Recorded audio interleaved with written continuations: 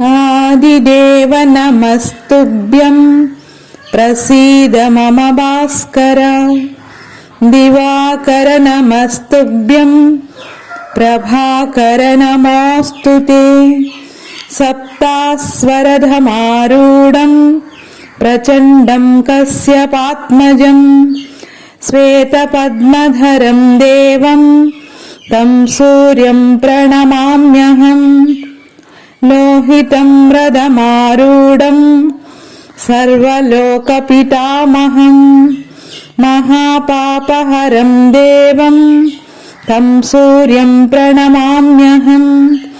त्रिगुण्यं च महासूरं ब्रह्मविष्णुमहेश्वरं महापापहरं देवं तं सूर्यं प्रणमाम्यहम्। बृहितं तेजसं पुरुञ्जं वायुराकाशमेव च प्रभुस्त्वं सर्वलोकानां तं सूर्यं प्रणमाम्यहम्। बन्धूकपुष्पसङ्काशं हरकुण्डलभूषितम् एकचक्रधरं देवं तं सूर्यं प्रणमाम्यहम्।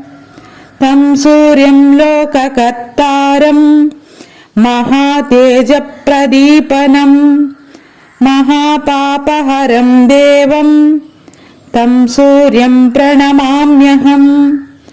श्रीविष्णुं जगतानादं ज्ञानविज्ञानमोक्षदं महापापहरं देवं तं सूर्यं प्रणमाम्यहम्।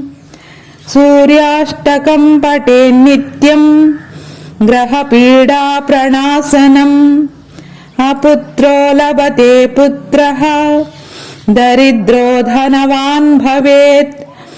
अमिषं मधुपानं च यं करोति रवेद्धिने सप्तजन्म भवेद्रोगी जन्म जन्म दरिद्रतः।